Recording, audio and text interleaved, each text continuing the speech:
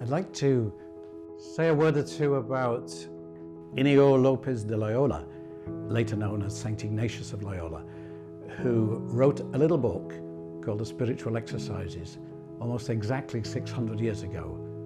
It was a book that was involved in the medieval period of kings and knights.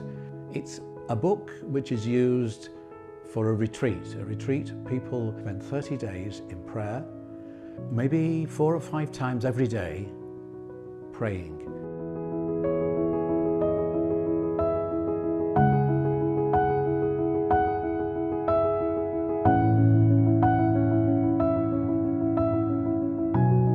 Away from home, somewhere peaceful where they can actually concentrate on this prayer. The book itself is a book for a retreat guide. It's not for the person who is giving the retreat. That's why it sort of doesn't read terribly well. You can't really read it. But it makes great changes in people's lives. It begins just asking the person the question, what is your life for? And the answer that Ignatius gives us is it's to praise, reverence, and to serve God.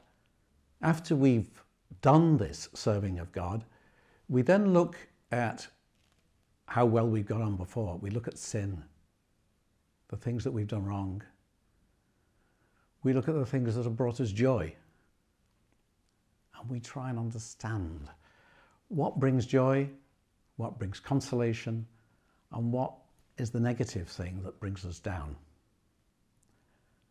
And the first week of the exercises is spent looking at my life, and then we look, and hopefully there's a great wow moment when we say, wow, whatever I've done is forgiven. I'm starting afresh, and I'm starting to serve God, serving Christ our Lord. And then there's a period then of 3 weeks where we just follow the scriptures, follow the life of Jesus Christ from birth right through to resurrection. In the following, we put ourselves in that picture. So the person on retreat puts themselves in the pictures of all the stories of the Gospels, imagining they're there and imagining what they would do in their circumstances.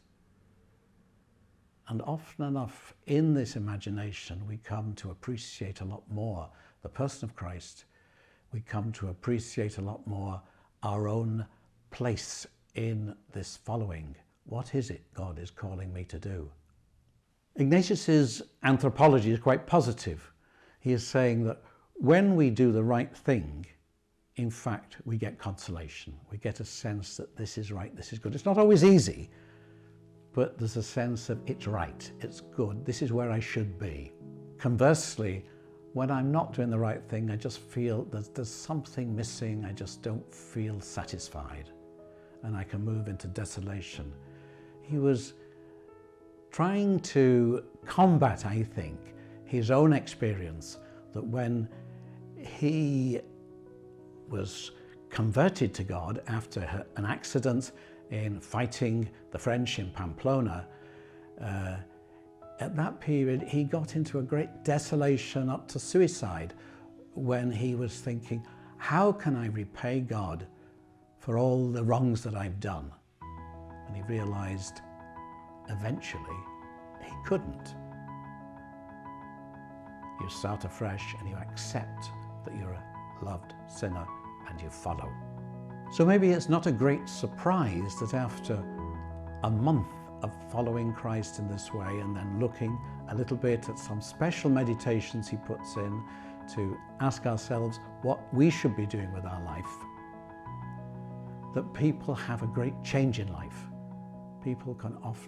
It can help a person work out their vocation, what they're being called to do.